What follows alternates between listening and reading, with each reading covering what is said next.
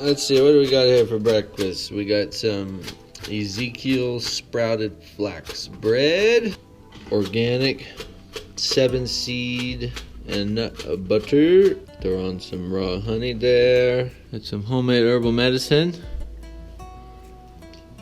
Oh, that's another good one I made. That one is from wild harvested yarrow, mullein, and dandelion that I gathered up in the mountains. Look at that. Natural medicine so good, even the baby wants some. Want some more?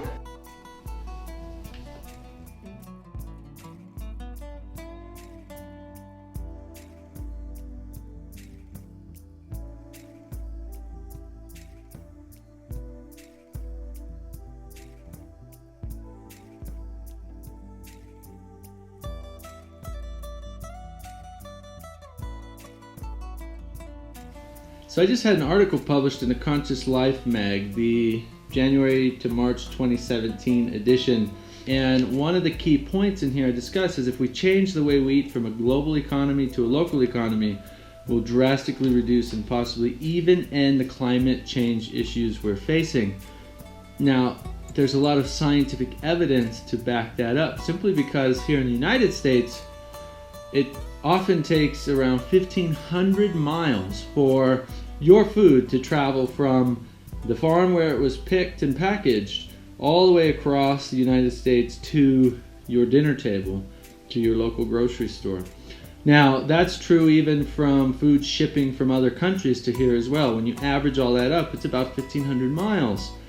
And that's insane. Think about all the gas, the pollution, the oil, the manufacturing, the buildings, you name it, that it takes to be able to take that food and ship it all the way across the world and all the way across the country just to put on our plates. And that's simply because we don't grow our own food anymore. That's it. It's the only reason that's happening. Now imagine that.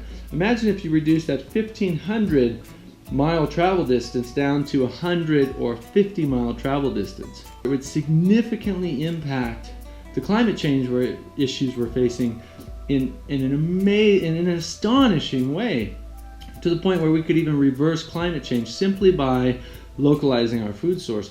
And the best way to localize your food source is to grow your own food. The second best is to shop at your farmer's market, get to know your local farmers. The next best is to get your groceries from a local CSA, community supported agriculture, and your co-op, and ultimately get as localized and as much of your food as possible. Now I know that's difficult sometimes because we want things that are packaged that are made in other states that they don't make here. I certainly buy things online that get shipped to my house that I simply can't find here locally.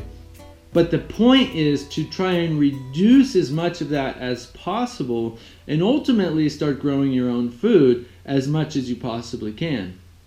I did a documentary series called The Search for Sustainability. It's free online right now. I'll put links in the description below. Check it out, thesearchforsustainability.com. It's an entire documentary series where we traveled the country. And in there you can learn all kinds of sustainable, simple, organic, natural, agricultural food growing practices. Some things you can do in an hour a day and actually be growing a massive amount of your own food. And what the article is really about is plant-based living. And what plant-based living means is that we're getting most of our food from plants. I don't consider myself a vegan at this moment because we grow chickens for eggs. We feed them our organic compost and organic chicken food, and I do eat the eggs. I also eat honey that's locally sourced, and so if you're hardcore strict vegan, you're not going to do eggs, you're not going to do honey. The main things I'm talking about are meat, no meat in your diet, and no dairy products in your diet. It is a proven fact, no matter what your doctor tells you, that if you reduce the amount of meat and dairy in your diet, your inflammation will go down. Your risk for heart disease and cancer will go down. Your overall health and well-being will increase. That's a simple fact. It's been validated by decades of scientific research. It's not your body type. There is no fact or scientific evidence that says you have a body type that needs meat. That is a simple lie, and it's really that simple. I grew up on meat and potatoes in Montana, and that was the staple of my diet. I was taught you need it for protein and iron. That is a complete lie. From a single kale salad, 3 cups of kale salad, and 2 baked potatoes, very simple, delicious meal you can make at home for literally a few bucks. You can get 26 grams of protein from kale and potatoes. And that's true for almost all vegetables. There's more than enough protein in vegetables than you'll ever need. Also iron, magnesium, and what you don't get in meat that you do get in like dark leafy green vegetables, like spinach and kale and broccoli, for example, along many others, is a massive profile of vitamins and minerals. Now, how does this make it sustainable? The biggest contributor to climate change and greenhouse gases right now is the methane from the cattle industry. They're cutting down entire rainforests to make grazing grounds for cattle so they can raise the cattle up on GMO corn and soy, make them fat, and then kill them, and then ship them so that you can have fresh beef on your plate. That alone is literally contributing to over 51% of all the greenhouse gases. It's all that methane from the cattle industry. Simply by reducing or eliminating the meat and dairy in your diet and increasing a diverse plant-based diet, you will personally make a tremendous impact on the amount of greenhouse gases that you reduce and support for a positive climate change to a sustainable future for all of us, for all of humanity. So it's a very simple thing.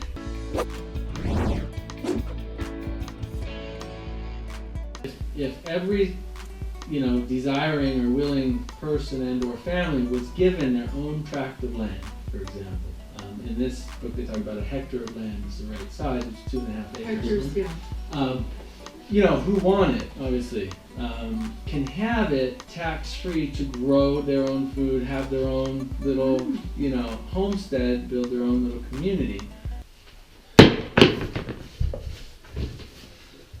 All right. Just finished a fantastic meeting on an amazing project that I can't wait to share with you. It's going to empower, hopefully, millions of people in living an extraordinary life, and fulfilling their dreams and pursuing their passions and making a good living, making a difference on the planet. That will be coming in the coming months.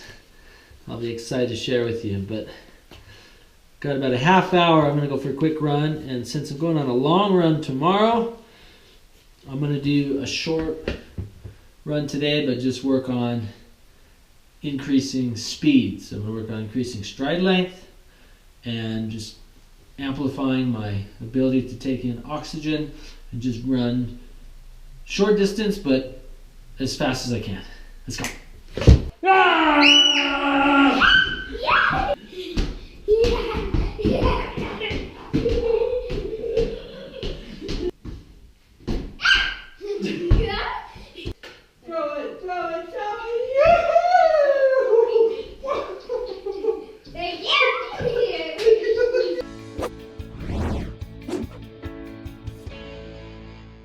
Plant-based eating is healthier for you. That's a simple fact.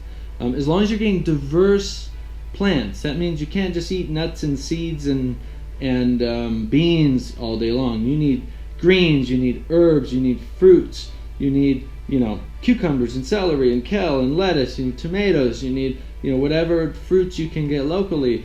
And again, the herbs are really the medicinal part. All the food's medicinal, but you need diversity. If you get diversity in your diet, you will have all the protein, all the amino acids, all the vitamins, all the nutrients and minerals that you need to have a thriving body, even if you're an endurance athlete. And some of the top athletes in the world are actually hardcore strict vegan or vegetarian. So again, whatever you've been told, I encourage you to take a look at it about you need meat for your diet. It's a simple lie. It's just what we've been lied to by an industry That's a billion, zillion, gajillion dollar industry that wants you to buy their product. It's that simple.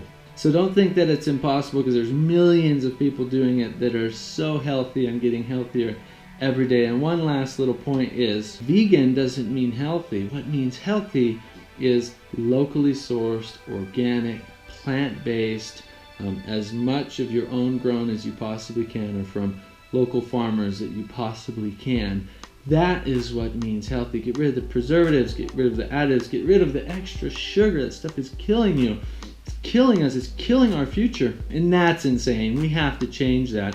Obviously, there's some major issues going on with diet and lifestyle. And the cool thing is we can change it simply and easy. It's delicious. I've been doing it for over 6 years, and my life has only improved. My health has only improved. My impact on the planet has only improved, and it's getting better every single day. You can do it.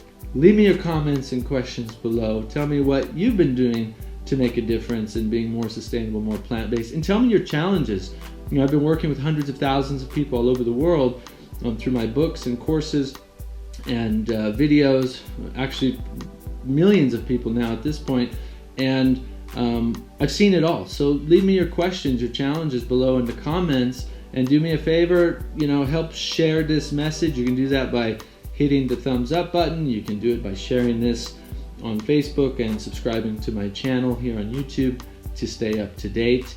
And I'll talk to you in the next video. Until then, remember to run, eat, and live sustainable.